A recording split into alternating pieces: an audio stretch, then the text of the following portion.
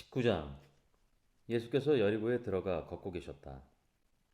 삭개오라는 사람이 거기 있었는데 그는 세금 징수원의 우두머리이자 상당한 부자였다. 그는 예수를 보고 싶은 마음이 간절했으나 무리 때문에 시야가 가렸다. 키가 작아서 사람들 너머로 볼 수가 없었다. 그는 예수께서 지나가실 때 보려고 먼저 달려가 뽕나무에 올라갔다. 예수께서 나무 밑에 오셔서 올려다보며 말씀하셨다. 삭개오야, 어서 내려오너라. 오늘은 내가 내 집에 묵어야겠다. 삭개오는 자신의 행운이 도저히 믿기지 않았다. 그는 나무에서 내려와 기쁜 마음으로 예수를 자기 집으로 모셨다. 그 일을 본 사람들이 하나같이 분개하며 투덜거렸다. 저분이 무슨 일로 이 사기꾼 같은 사람을 가까이 하는가? 삭개오는 놀라서 그냥 그 자리에 서 있었다. 그가 더듬거리며 사죄했다. 주님, 제 수입의 절반을 가난한 사람들에게 거저 주겠습니다. 그리고 제가 남을 속인 일이 있으면 그 피해액을 4배로 보상하겠습니다. 예수께서 말씀하셨다. 오늘은 이 집에 구원이 임한 날이다. 여기 아브라함의 자손 삭개오가 있다. 인자는 잃어버린 자를 찾아 회복시키려고 왔다. 그들이 말씀에 집중하고 있을 때 예수께서 다음 이야기를 들려주셨다. 그렇게 하신 것은 사람들이 예루살렘 가까이 이르면서 하나님의 나라가 금방이라도 나타날 것 같은 기대감으로 고조되어 있었기 때문이다. 왕가의 자손인 사람이 있었는데 그는 자신의 통치권을 위임하기 위해 멀리 본국까지 다녀와야 했다. 그는 먼저 종 10명을 한 곳에 불러 모아 각 사람에게 돈을 얼마씩 주면서 내가 돌아올 때까지 이 돈을 잘 운용하여라 하고 지시했다. 그런데 그곳 사람들은 그를 미워했다. 그래서 그들은 그의 통치에 반대하는 탄원서를 작성하여 사절단에게 들려서 보냈다. 우리는 이 사람이 우리를 다스리는 것을 원치 않습니다. 통치권을 위임받고 돌아온 그는 돈을 맡겼던 종 10명을 불러 그들이 돈을 어떻게 운영했는지 알아보았다. 첫 번째 종이 말했다. 주인님, 주인님의 돈을 2배로 늘렸습니다. 그가 말했다. 착한 종아, 잘했다. 네가 이 작은 일을 믿음직스럽게 해냈으니 내가 너를 10성읍을 다스리는 자로 삼겠다. 두 번째 종이 말했다. 주인님, 주인님의 돈으로 절반의 수익을 남겼습니다. 그가 말했다. 내가 네게 5성읍을 맡기겠다. 다음 종이 말했다. 주인님, 여기 주인님의 돈을 안전하게 가져왔습니다. 저는 그 돈을 지하실에 숨겨두었습니다. 솔직히 말씀드리면 저는 두려웠습니다. 제가 알기로 주인님은 기준이 높고 적당히 하는 것을 싫어하며 어리석인 짓을 용서하지 않으십니다. 그가 말했다. 내 말대로 나는 어리석은 짓을 용서하지 않는다. 그런데 너는 어리석은 짓을 했구나. 왜? 너는 그 돈을 안전한 곳에라도 투자하지 않았느냐? 그랬더라면 조금이라도 이득을 보았을 것이다. 그가 거기 서 있는 사람들에게 말했다. 이자의 돈을 빼앗아 내 돈을 2배로 늘린 종에게 주어라. 그들이 말했다. 하지만 주인님, 그 사람은 이미 2배를 가지고 있습니다. 그가 말했다. 내 말이 그 말이다. 너희가 목숨을 걸면 상상도 못할 만큼 많이 받게 된다. 그러나 안전에 급급하면 빈털터리가 되고 만다. 나의 통치에 반대하는 탄원을 했던 이 원수들을 여기서 끌어내어라. 다시는 여기서 그들의 얼굴을 보고 싶지 않다. 이 말씀을 하시고 나서 예수께서 곧장 예루살렘으로 향하셨다. 올리브 산에 있는 벳베가와 베다니에 이르렀을 때 예수께서 2 제자를 보내시며 지시하셨다.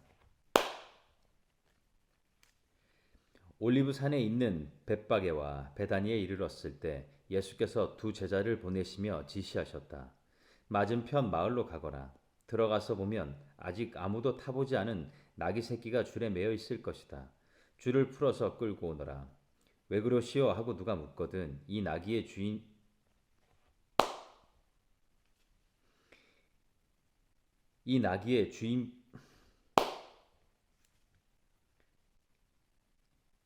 이 나귀의 주님께서 필요로 하십니다. 라고 하여라.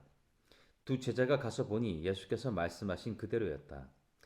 그들이 나귀 새끼 줄을 풀고 있는데 나귀의 주인들이 말했다. 그 나귀의 새끼의 줄은 왜 푸른 것이오? 제자들이 말했다. 이 나귀의 주님께서 필요로 하십니다. 제자들이 나귀 새끼를 예수께로 끌고 와서 그 위에 자기 겉옷을 펴고 그분을 태웠다. 예수께서 나귀에 오르시자 사람들이 길 위에 자기 겉옷을 펼치며 그분을 대대적으로 환영했다. 올리브 산이 내리막길로 접어드는 등성이에서 제자의 온 무리가 그들이 목격한 놀라운 일들로 인해 열광적으로 찬양을 터뜨렸다. 복되도다. 하나님의 이름으로 오시는 왕이요. 하늘에는 모든 것이 형통, 가장 높은 곳에는 영광. 무리 가운데 몇몇 바리새인들이 예수께 말했다. 선생님, 당신의 제자들을 단속하십시오. 그러자 예수께서 말씀하셨다. 이들이 잠잠하면 돌들이 대신 소리쳐 찬양할 것이다. 도시가 눈에 들어오자 예수께서 그 도시를 보고 우셨다. 내게 유익한 모든 것을 오늘 네가 알았더라면 좋았을 텐데. 그러나 이제 너무 늦었다. 앞으로 네 원수들이 표병대를 몰고 와서 너를 포위하고 사방에서 치고 들어올 것이다. 그들이 너와 네 아이들을 바닥에 메어 칠 것이다. 돌 하나도 그대로 남지 않을 것이다. 이 모두가 너를 직접 찾아오신 하나님을 네가 알아보지 못하고 맞아들이지 않았기 때문이다. 예수께서 성전에 들어가셔서 거기에 상점을 차려놓고 온갖 잡다한 것을 파는 사람들을 모두 쫓아내셨다. 예수께서 말씀하셨다. 성경에 이렇게 기록되어 있다. 내 집은 기도하는 집이다. 그런데 너희는 그곳을 종교시장으로 바꾸어 놓았다. 그때부터 예수께서 날마다 성전에서 가르치셨다. 대제사장과 종교학자와 백성의 지도자들은 예수를 제거할 방법을 찾으려고 혈안이 되어 있었다. 그러나 그분의 말씀을 한마디라도 놓칠세라 경청하는 백성 때문에 그들도 어찌할 수 없었다. 하루는 예수께서 성전에서 백성을 가르치며 메시지를 선포하고 계셨다. 대제사장과 종교학자와 지도자들이 그분께 맞서며 따졌다. 당신의 신임장을 보여주시오. 누구의 권한으로 이렇게 말하고 행동하는 겁니까? 예수께서 대답하셨다. 먼저 한 가지 묻겠다. 요한의 세례에 관한 것인데 그것이 누구에서 온 권한이냐? 하늘이냐? 사람이냐? 그들은 자기들이 궁지에 몰린 것을 알아차리고는 뒤로 물러나와 모여서 수군거렸다. 하늘이라고 하면 왜 요한을 믿지 않았느냐고 물을 것이고 사람이라고 하면 요한을 하나님의 예언자로 굳게 믿고 있는 백성이 우리를 갈기갈기 찢어놓을 것이다. 그들은 이번은 예수께 양보하기로 하고 자신들은 모른다고 말했다. 예수께서 말씀하셨다. 그렇다면 나도 너희의 물음에 대답하지 않겠다. 예수께서 백성에게 또 다른 이야기를 들려주셨다. 어떤 사람은 포도원을 세우고 그 포도원을 소작농들에게 맡기고 먼 길을 떠났다. 그는 오랜 시간 동안 떠나 있다가 때가 되자 수확하려고 소작농들에게 종을 한 사람 보냈다. 소작농들은 그 종을 마구 때려 빈손으로 돌려보냈다. 주인이 다시 한번 다른 종을 보내자 소작농들은 그 종도 멍이 들도록 때려 빈손으로 돌려보냈다. 주인이 세 번째로 종을 보내자 소작농들은 그 종을 머리부터 발끝까지 두들겨 패서 길거리에 내다버렸다. 그러자 포도원 주인이 말했다. 이렇게 해야겠다. 내 사랑하는 아들을 보내자. 저들이 내 아들만큼은 존중하겠지. 그러나 아들이 오는 것을 본 소작농들은 재빨리 머리를 맞대고 의논했다. 지금이 기회다. 이자는 상속자다. 그를 죽이고 우리가 재산을 다 차지하자. 그들은 그 아들을 죽여서 울타리 밖으로 내던졌다. 너희 생각에는 포도원 주인이 어떻게 할 것 같으냐? 맞다. 그가 와서 그들을 다 없애버릴 것이다. 그리고 포도원 관리는 다른 사람들에게 맡길 것이다. 듣고 있던 사람들이 말했다. 아닙니다. 그렇게 하면 안 됩니다. 그러나 예수께서는 물러서지 않으셨다. 그렇다면 너희는 이 말씀이 왜 기록되었다고 생각하느냐? 석공들이 내버린 돌이 이제 모퉁이 돌이 되었다. 누구든지 이 돌 위에 걸려 넘어지는 사람은 그 몸의 뼈가 다 부스러질 것이요. 이 돌이 그 사람 위에 떨어지면 그는 완전히 가루가 될 것이다. 종교학자와 대제사장들은 당장 예수를 잡고 싶었으나 여론이 두려웠다. 그들은 그분의 이야기가 자기들을 두고 한 것임을 알았다. 예수를 잡을 기회를 노리던 그들은 정탐꾼을 보내어 짐짓 정당한 질문을 던지는 사람이냥 행세하게 했다.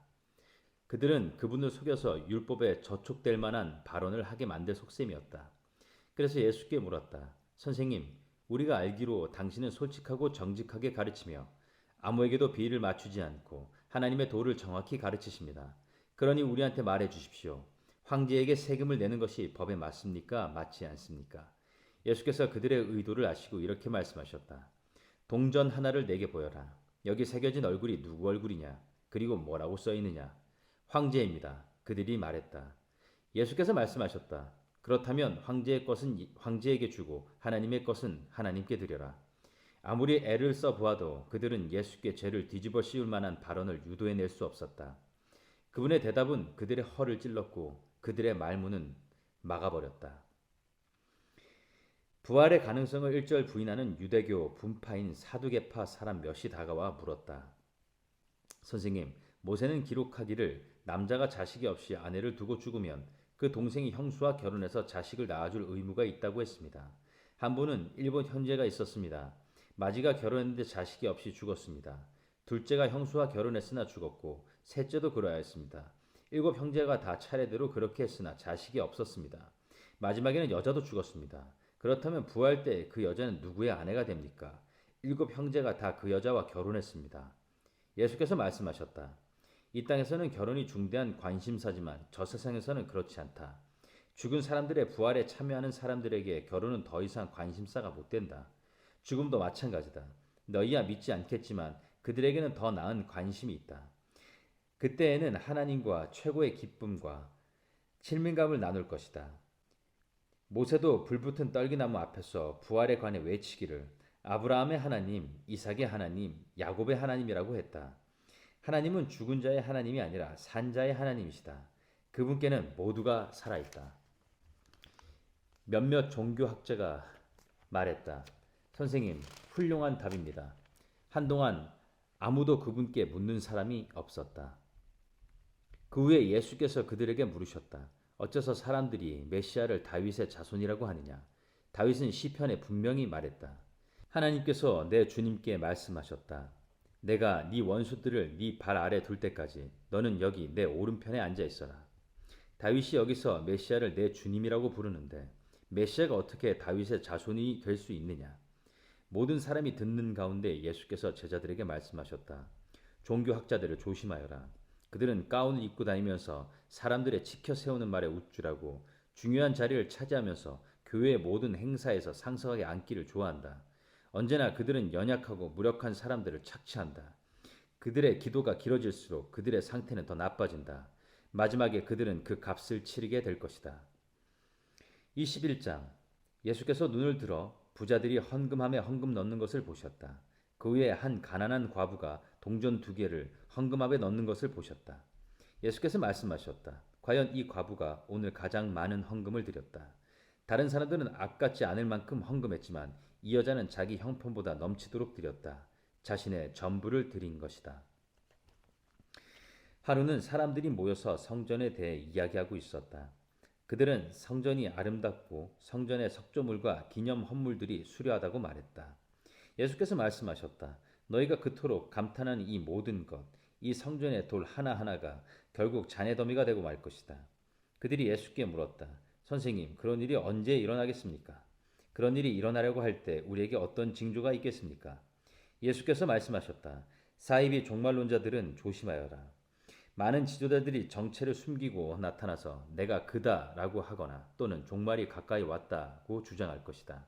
그런 말에 절대 속지 마라. 전쟁과 폭동의 소문이 들리거든 당황하지 말고 침착하여라. 그것은 역사에 늘 반복되는 일일 뿐 아직 종말의 징조는 아니다. 예수께서 말씀하셨다. 나라와 나라가 싸우고 통치자와 통치자가 싸우는 일이 계속될 것이다. 곳곳마다 큰 지진이 있을 것이다. 기근도 있을 것이다. 너희는 이따금 하늘이 무너지는 것 같을 것이다.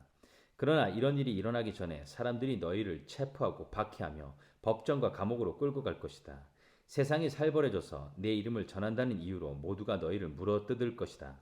너희는 결국 증인석에 서서 증언하도록 요구받을 것이다. 너희는 그 일로 걱정하지 않겠다고 지금 결심하여라. 내가 너에게 말과 지혜를 줄 것이니 너희를 고소하는 자들을 모두 맞서도 너희 말을 이기지 못할 것이다. 심지어 부모와 형제와 친척과 친구들마저 너희를 넘겨줄 것이다. 너희 가운데 일부는 죽임을 당할 것이다. 나 때문에 너희를 미워할 사람이 누구인지 아무도 모른다. 그렇더라도 너희 몸과 영혼의 사소한 모든 것까지 심지어 너희의 머리카락까지도 내가 보살핀다. 너희는 아무것도 잃지 않을 것이다. 그대로 견뎌라. 그것이 내가 해야 할 일이다. 끝까지 견뎌라. 그러면 너희는 절대 후회하지 않을 것이고 결국 구원을 받을 것이다. 군대가 예루살렘을 둘러 진친 것을 보거든 너희는 예루살렘의 멸망에 가까운 줄 알아라. 그때 너희가 유대에 살고 있거든 산으로 달아나거라. 도시에 있거든 빨리 빠져나가거라. 밭에 나가 있거든 거슬 가지러 집으로 가지 마라. 그날은 징벌의 날이다. 그날에 대해 기록된 것이 다 이루어질 것이다. 특히 임신부와 젖 먹이는 어머니들이 힘들 것이다. 끔찍한 고통, 맹렬한 진노다. 사람 목숨이 파리 목숨이 될 것이다. 사람들이 감옥으로 끌려갈 것이다. 나라들이 그 맡은 일을 끝내기까지 예루살렘은 이방인들의 발에 짓밟힐 것이다. 마치 지옥이 온통 풀려난 것처럼 보일 것이다. 해와 달과 별과 땅과 바다가 요란하여 온 세상 모든 사람이 공포에 질릴 것이다. 파멸의 위협 앞에서 사람들의 숨이 막히고 권력자들은 두려워 떨 것이다. 그때에야 사람들이 인자가 성대하게 환영받으며 오는 모습을 보게 될 것이다. 영광스러운 환영일 것이다. 이 모든 일이 벌어지기 시작하거든 일어서거라. 고개를 들고 당당히 서거라. 구원이 가까이 온 것이다. 예수께서 이야기를 들려주셨다. 무화과 나무를 보아라. 다른 나무도 다 마찬가지다. 잎이 나기 시작하면 너희는 한 번 보아도 여름이 가까워 다가온 줄 안다. 이 일도 마찬가지다. 이런 일이 일어난 것을 보거든 하나님의 나라가 가까이 온 줄 알아라. 이것은 가볍게 여길 일이 아니다. 내가 지금 하는 말은 어느 훗날 세대에게만 주는 말이 아니라 이 세대에게도 주는 말이다. 이 일들은 반드시 이루어진다. 하늘과 땅을 닳아 없어져도 내 말은 닳아 없어지지 않을 것이다. 너희는 조심하여라. 너희의 예민한 기대감이 파티와 음주와 쇼핑 때문에 묻어지지 않게 하여라. 그렇지 않으면 그날이 불시에 너희를 덮치고 덕과 같이 갑자기 너희를 잡을 것이다. 그날은 모든 것에서 모든 사람에게 동시에 임할 것이다. 그러니 너희는 무엇을 하든 방심하지 마라. 닥쳐올 모든 일을 끝까지 견뎌내고 마침내 인자 앞에 설 힘과 분별력을 얻도록 끊임없이 기도하여라. 예수께서는 낮이면 성전에서 가르치시고 밤이면 나가서 올리브산에서 지내셨다. 모든 백성이 새벽같이 일어나 성전으로 가서 그분의 말씀을 들었다. 22장 유월절이라고 하는 무교절이 다가왔다. 대제사장과 종교학자들은 예수를 없앨 방도를 찾고 있었으나 백성이 두려운 나머지 자신들의 행동을 숨길 방법을 함께 찾고 있었다. 그때 사탄이 12제자 가운데 하나인 가룟 유다에게 들어갔다. 그는 다른 제자들을 떠나 대제사장들과 성전 경비대에게 가서 예수를 넘길 방법을 함께 의논했다. 그들은 자신들의 행운이 믿기지 않았고 그에게 두둑히 보상하기로 약속했다.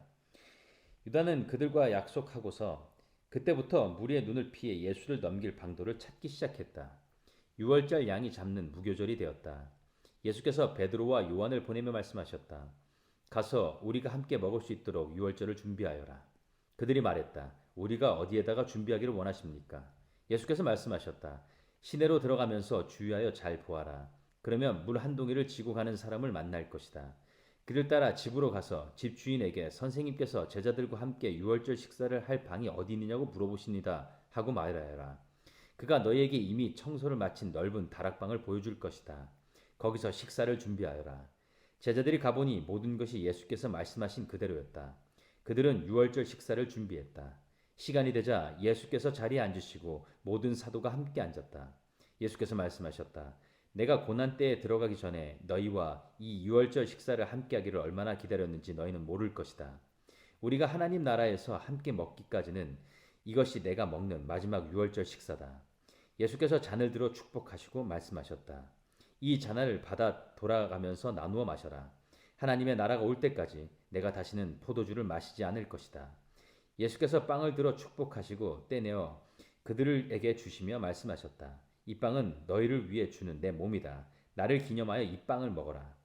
저녁 식사 후에 예수께서 잔을 가지고 똑같이 하시며 말씀하셨다. 이 잔은 너희를 위해 붓는 내 피로 쓴 새 언약이다.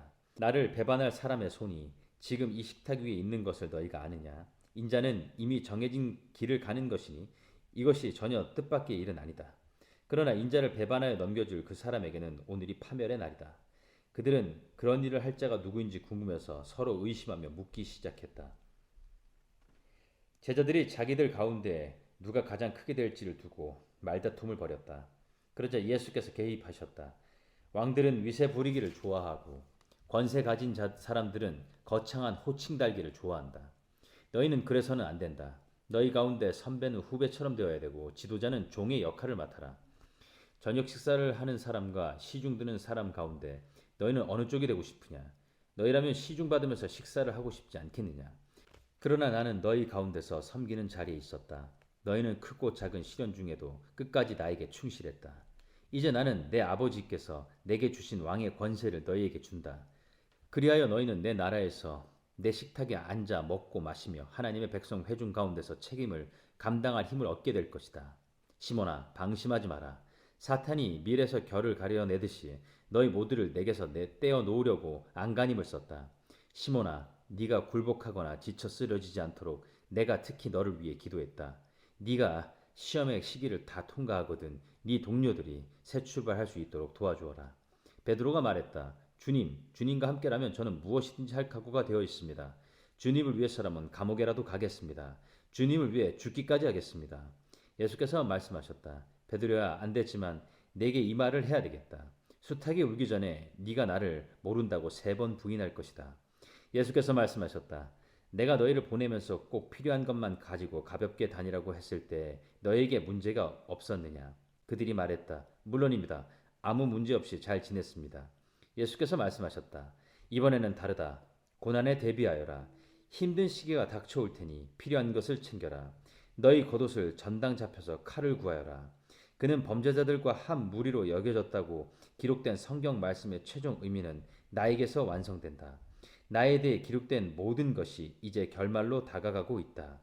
제자들이 말했다. 주님, 보십시오. 칼 2자루가 여기 있습니다. 그러자 예수께서 말씀하셨다. 그만하면 됐다. 칼 이야기는 그만하자. 예수께서 거기를 떠나 전에 자주 다니시던 올리브산으로 가셨다. 제자들이 그분을 따라갔다. 그곳에 이르자 예수께서 말씀하셨다. 유혹에 넘어가지 않도록 기도하여라. 예수께서 그들을 떠나 돌을 던져 닿을 만한 거리로 가셨다. 거기서 무릎을 꿇고 기도하셨다. 아버지, 이 잔을 내게서 거두어 주십시오. 그러나 내가 원하는 대로 하지 마시고 아버지께서 원하는 대로 행하십시오. 아버지께서 원하는 것이 무엇입니까? 그때 하늘에서 천사가 나타나 그분 곁에 서서 더욱 힘을 북돋아 주었다. 예수께서 계속해서 더욱 간절히 기도하셨다. 예수의 얼굴에서 쏟아지는 땀방울이 마치 핏방울 같았다. 예수께서 기도를 마치고 일어나셔서 제자들에게 돌아와 보니 그들이 슬픔에 잠겨 잠들어 있었다. 예수께서 말씀하셨다. 너희가 무슨 일로 자고 있느냐? 일어나거라. 유혹에 넘어가지 않도록 기도하여라. 예수께서 그 말씀을 하시자마자 한 무리가 12제자 가운데 하나인 유다를 앞세우고 나타났다. 유다가 예수께 입맞추려고 곧장 그분께 다가왔다. 예수께서 말씀하셨다. 유다야, 네가 입맞춤으로 인자를 팔려고 하느냐? 예수와 함께 있던 이들이 사태를 보고 말했다. 주님, 우리가 싸울까요? 그들 가운데 한 사람이 대제사장 종에게 칼을 휘둘러 그의 오른쪽 귀를 잘라버렸다. 예수께서 말씀하셨다. 그냥 두어라. 그러고는 종의 귀를 만져 낫게 해주셨다. 예수께서 거기 온 사람들 곧 대제사장들과 성정 경비대와 종교 지도자들에게 말씀하셨다. 내가 위험한 범죄자라도 되는 것처럼 칼과 몽둥이로 내게 덤벼들다니 이게 무슨 짓이냐.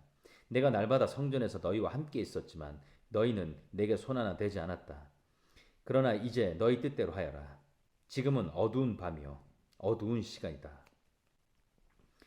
그들이 예수를 체포해서 대제사장 집으로 끌고 갔다. 베드로는 안전한 거리를 두고 뒤따라갔다. 사람들이 안뜰 한가운데서 불을 피우고 둘러앉아 불을 쬐고 있었다. 불가에 앉아있던 여종 하나가 베드로를 알아보고 그리고 다시 유심히 보더니 말했다. 이 사람도 저자와 함께 있었어요. 베드로가 부인했다. 여자여, 나는 그를 알지도 못하오. 조금 있다가 다른 사람이 베드로를 알아보고 말했다. 너도 저들과 한패다. 그러나 베드로는 잡아댔다. 이 사람아, 나는 아니라고. 1시간쯤 후에 또 다른 사람이 아주 단호하게 말했다. 이 사람은 저자와 함께 있었던 것이 틀림없어. 갈릴리 사람이라는 표시가 이 사람 몸에 새겨져 있어. 베드로가 말했다. 이보시오. 나는 당신이 무슨 말을 하는지 모르겠어. 바로 그때 베드로가 마지막 말을 끝마치기 전에 수탉이 울었다. 그때 주님께서 고개를 돌려 베드로를 바라보셨다. 베드로는 수탉이 울기 전에 네가 나를 3번 부인할 것이다라고 하신 주님의 말씀이 생각났다. 그는 밖으로 나가서 하염없이 흐느껴 울고 또 울었다. 예수를 맡은 자들이 그분을 마구 때리며 조롱하기 시작했다. 그들은 예수께 눈가리개를 씌우고 놀렸다. 이번엔 너를 친 사람이 누구냐? 그들은 그분을 가지고 신나게 놀았다. 아침이 되자 백성의 종교 지도자와 대제사장과 종교학자들이 다 모여서 예수를 최고의 앞으로 끌고 갔다. 그들이 말했다. 네가 메시아냐? 예수께서 대답하셨다. 내가 그렇다고 해도 너희는 나를 믿지 않을 것이다. 내가 너희에게 질문이 무슨 뜻이냐고 물어도 너희는 대답하지 않을 것이다. 내가 할 말은 이것이다. 이제 후로는 인자가 하나님의 오른편 권능의 자리에 앉아 있게 될 것이다. 그들이 일제히 말했다. 그러면 네가 하나님의 아들이라고 한 주장을 스스로 인정하는 것이냐? 그 말을 계속하는 사람은 너희다. 예수께서 말씀하셨다. 그러자 그들이 마음을 정했다. 우리에게 무슨 증거가 더 필요하겠소? 우리가 들은 것처럼 이 자는 자기 입으로 하나님의 아들이라고 말한 것이나 다름이 없소. 23장. 그 후에 그들 모두가 예수를 빌라도에게 끌고 가서 고발하기 시작했다. 그들은 말했다. 우리가 보니 이 사람은 우리의 법과 질서를 허물고 황제께 세금 바치는 것을 방해하고 스스로 메시아 왕이라고 말했습니다. 빌라도가 예수께 물었다. 네가 유대인의 왕이라는 말이 사실이냐? 예수께서 대답하셨다. 그것은 내 말이 아니라 네 말이다. 빌라도는 대제사장들과 함께 한 무리에게 말했다.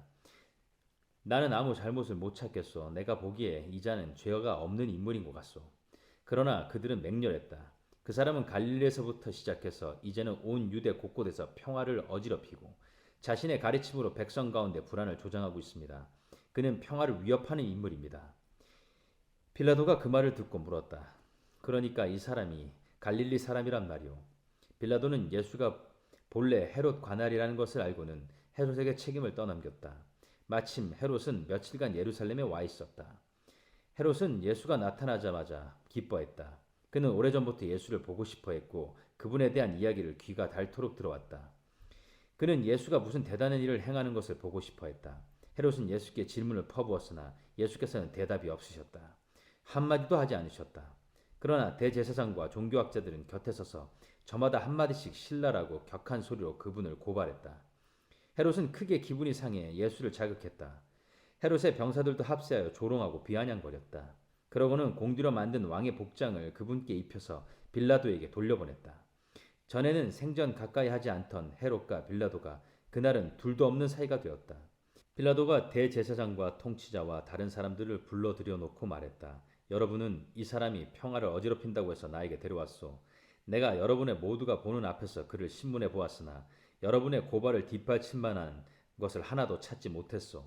헤롯 왕도 혐의를 찾지 못해 이렇게 무혐의로 돌려보냈소. 이 사람이 죽을 만한 일을 고사하고 아무 잘못도 없는 것이 분명하오. 그러니 조심하라고 경고해서 이 사람을 풀어주겠소. 그러자 무리가 격해졌다. 그 자를 죽이시오. 우리에게 바라바를 주시오. 바라바는 그 도시에서 폭동을 일으키고 살인을 저지른 죄로 감옥에 갇혀 있었다. 그럼에도 빌라도는 예수를 놓아주고 싶어서 다시 분명히 말했다.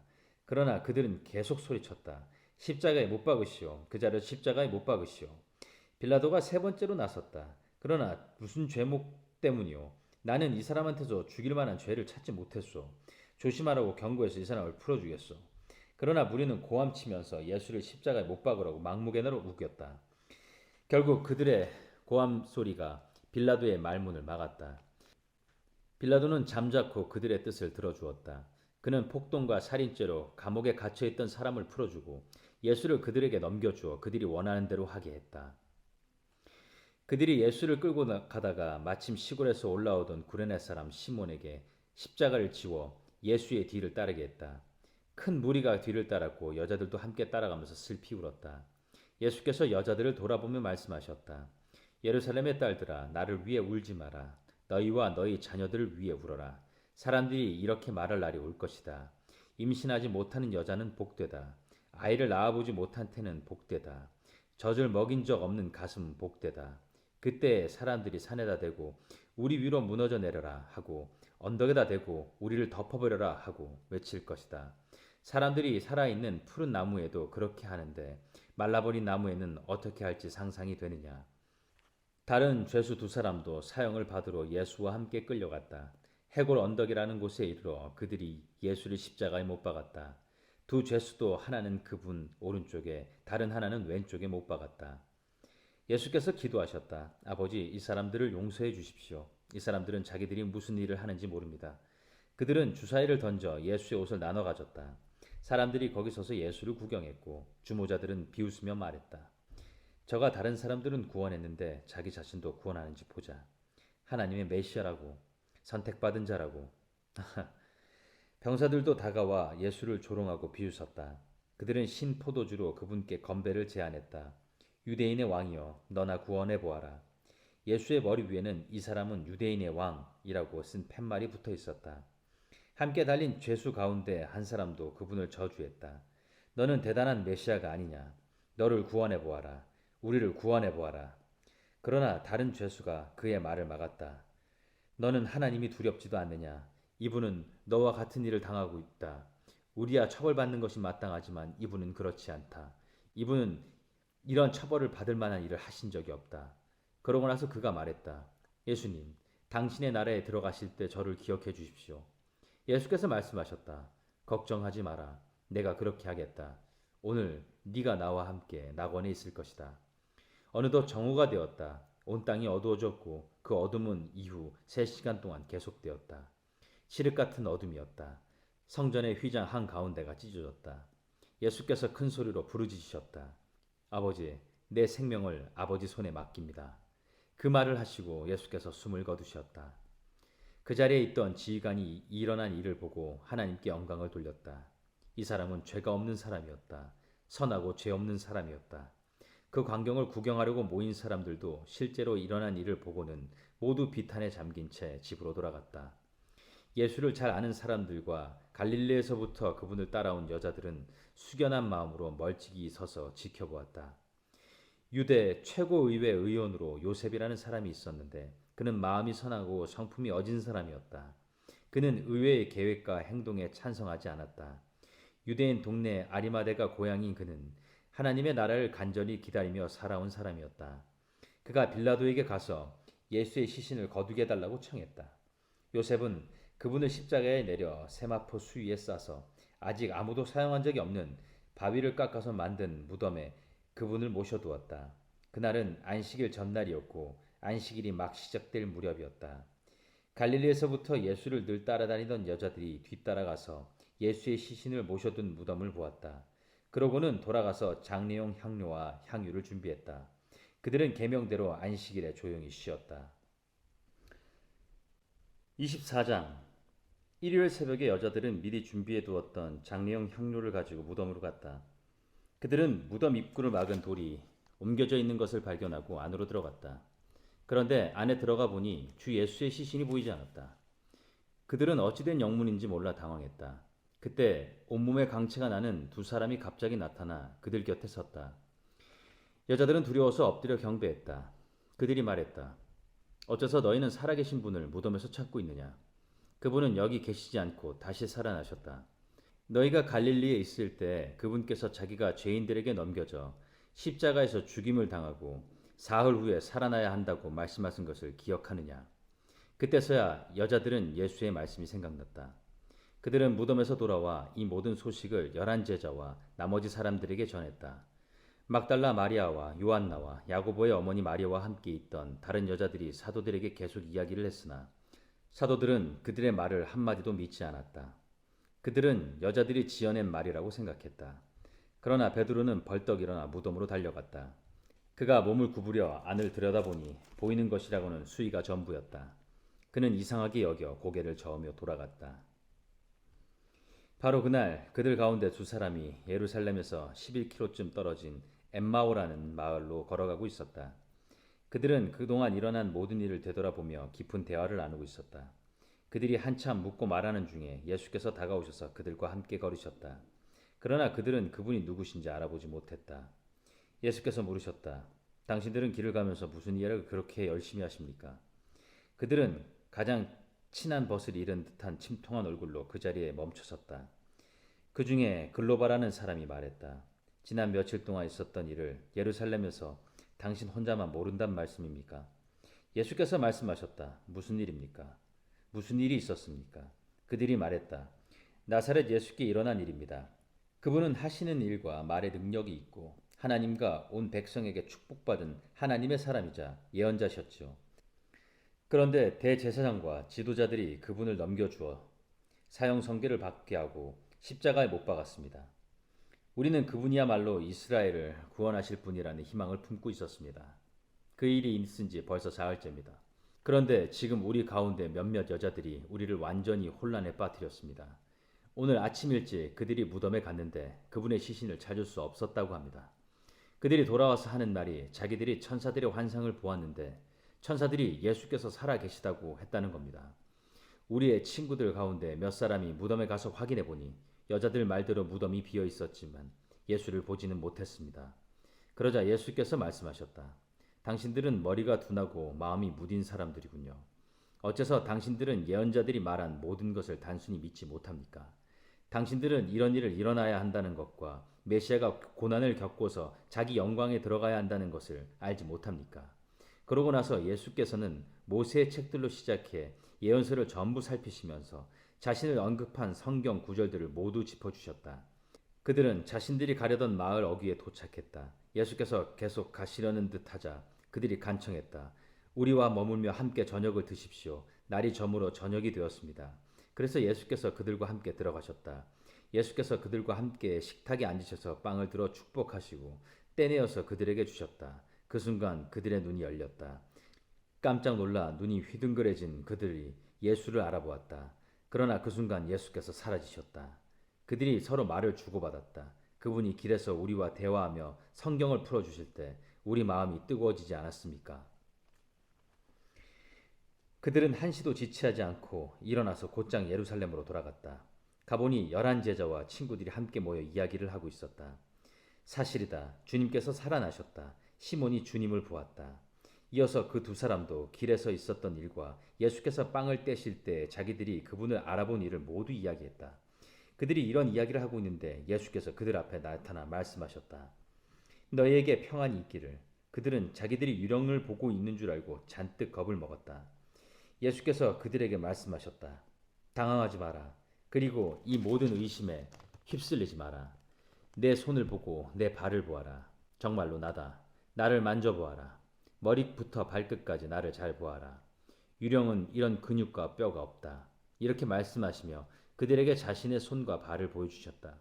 그들은 자기 눈으로 보면서 여전히 믿을 수가 없었다. 너무 좋아서 믿기지 않았다. 예수께서 물으셨다. 여기에 먹을 것이 좀 있느냐? 그들은 요리해둔 생선 한 토막을 그분께 드렸다. 예수께서는 그것을 받아 그들이 보이는 앞에서 드셨다. 예수께서 말씀하셨다. 내가 너희와 함께 있을 때 나에 대해 기록한 모세의 율법과 예언서와 시편의 모든 것이 이루어져야 한다고 말했다. 예수께서는 계속해서 그들이 하나님의 말씀을 깨닫도록 이해력을 넓혀주시고 성경을 어떻게 읽어야 하는지 설명해 주셨다. 그분께서 말씀하셨다. 너희가 아는 것처럼 이렇게 기록되어 있다. 메시아가 고난을 겪고 사흘째 되는 날에 죽은 자 가운데서 살아나며 죄 용서를 통한 전적인 삶의 변화가 이곳 예루살렘에서부터 시작해 모든 민족에게까지 그분의 이름으로 선포될 것이다. 너희는 그것을 보고 들은 첫 증인들이다.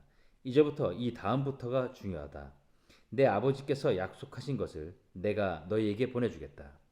너희는 그분이 오셔서 위로부터 오는 능력을 입을 때까지 이 성에 머물러 있어라. 예수께서 그들을 데리고 성에서 나가 베다니로 가셨다. 예수께서 손을 들어 그들을 축복하시고 그들을 떠나 하늘로 들려 올라가셨다. 그들은 무릎을 꿇고 그분께 경배하고 터질 듯한 기쁨을 안고 예루살렘으로 돌아왔다. 그들은 하나님을 찬양하면서 모든 시간을 성전에서 보냈다.